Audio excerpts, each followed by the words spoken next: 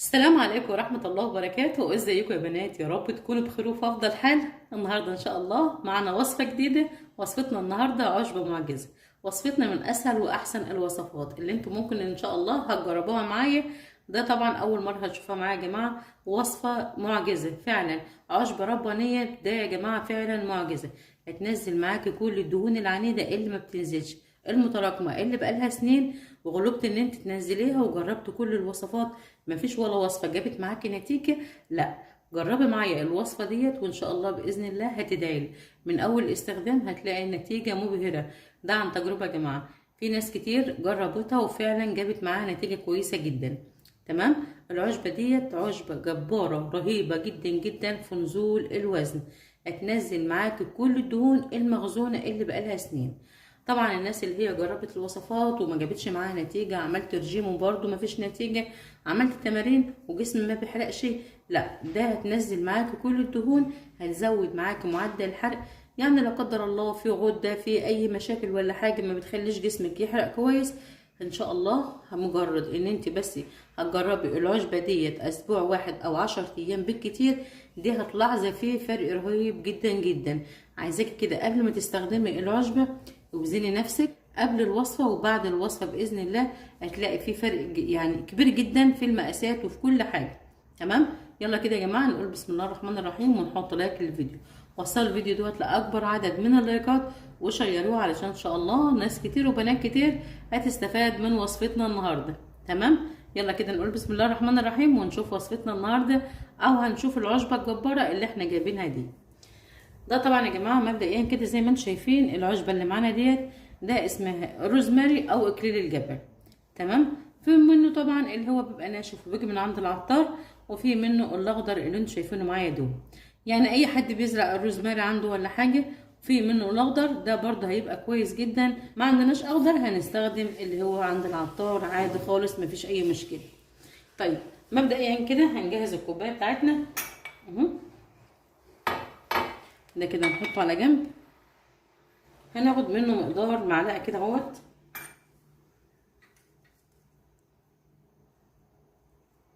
اهو. ده كده يا جماعه زي ما انتم شايفين. ده طبعا انا واخده معلقه مليانه لان هو طبعا اخضر، اما لو هو مجفف ولا حاجه يعني بناخد معلقه صغيره. ده كده الباقي بقى هنحطه على جنب، هنستخدمه لكوبايه تاني. طيب هنشوف مع بعض تاني مكون اللي هو طبعا القرنفل. ده يا جماعه القرنفل ده طبعا بيجي من عند العطار، اسمه القرنفل او المسمار. كلاتنا طبعا عارفينه وبيبقى موجود في قلب مطبخنا دايما. يعني الوصفه بتاعتنا وصفه سهله وكويسه جدا. القرنفل طبعا يعني له سحر رهيب يا جماعه في حرق الدهون ونزول الوزن بطريقه كويسه جدا. اهو هو بيبقى بالشكل ده كده. هناخد منه حوالي 5-6 حبايات زي ما انتم شايفين اهو. نحط بس كمان حبايتين كده اهوت، ناخد بس حبايتين ده كده بالشكل ده كده. طيب دلوقتي بقى هنعمل ايه؟ هننزل عليهم بالميه المغليه ده كده يا جماعه.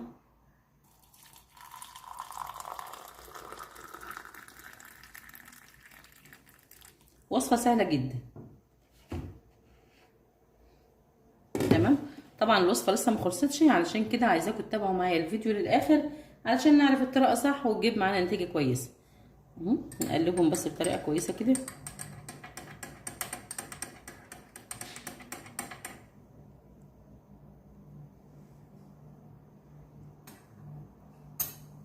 طيب لسه برضو معايا مكون اللي هو ايه، بصوا بقى. ده طبعا يا جماعه اهوت. ده كده يا جماعه اسمه الليمون او اللومي. ده طبعا عباره عن ليمون مجفف. ده برضو بيجي من عند العطار. هناخد منه كده حوالي نص واحده اهو. نكسرها بس كده اهوت بالشكل ده كده. هنحاول برضو نكسرها حتت علشان تنزل كل الفايده اللي فيها بالطريقه دي كده اهو. وهنبدا برضو ان احنا نقلب الوصفه بتاعتنا اهو بالشكل ده كده.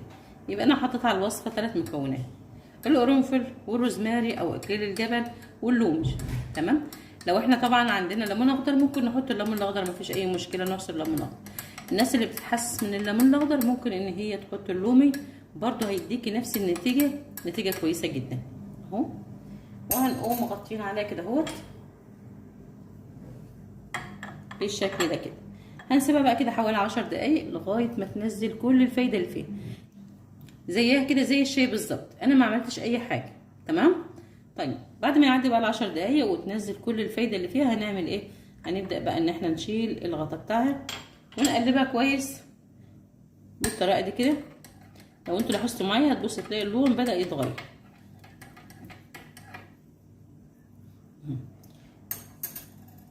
هنغطيها ونسيبها على جنب دلوقتي، وهقول لكم برضو هنشربها امتى. هنحطها بس كده على جنب وهنشوف الوصفه اللي بعدها هنعمل فيها ايه.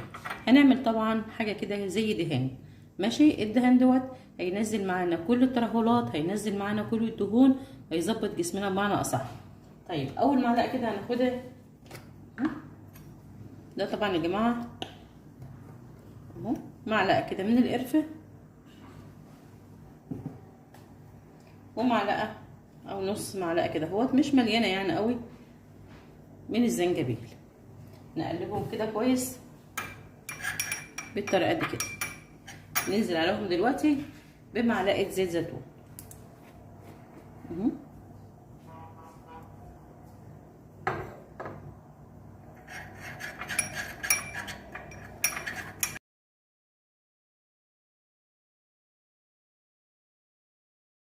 ده كده يا جماعه الدهان جاهز معايا زي ما انتم شايفين بالشكل ده كده. طيب طريقه دهانه ازاي؟ كان معتاد طبعا اما نعمل اي دهان هنعمل ايه؟ طبعا اي المنطقه او المنطقه اللي احنا عايزين ندهنها، بنجيب بقى يعني فوطه كده مبلوله ميه دافيه وهنمشيها على المنطقه اللي احنا ندهنها. تمام. هنقوم بعد كده دهننا الوصفه بتاعتنا بالشكل ده كده اهو. طبعا هندلكها كده اهوت بطريقه دائريه زي ما انتم شايفين كده، وهندلكها كويس جدا. هنفضل ندلك فيها لغايه ما ندخل كل الدهان او الوصفه اللي احنا عملناها في قلب المسام بتاعه الجلد بتاعنا اللي احنا عايزين ندهنه. بعد كده طبعا هنلفها بكيس ستريتش لمده ساعتين، وبعد كده ونخلص خالص هنشيل الكيس وهنشطفها بميه عاديه خالص من الحنفيه. تمام كده يا جماعه. يبقى احنا عرفنا الوصفه بتاعه الدهان عملناها ازاي. البخار يا جماعه اللي هو بيبقى نازل دهوت انا بنزله كلته، اللي بيبقى على الطبق اللي فوق بنزله، لان ده طبعا اللي بيبقى فيه الفايده. طيب هنشربها امتى الوصفه بتاعتنا دي يا جماعه؟ هنعملها ونشربها على الريق. ده بالنسبه للناس اللي هي عندها دهون زايده او على الوزن بتاعها زايد. تمام. الناس اللي وزنها زايد هناخدها مرتين في اليوم، مره الصبح كده على الريق ومره قبل وجبه العشاء بنص ساعه. طبعا وجبه العشاء هتكون وجبه خفيفه، هتكون مثلا علبه زبادي، طبق سلطه، قطعه جبنه قريش، كل الحاجات الخفيفه ديت.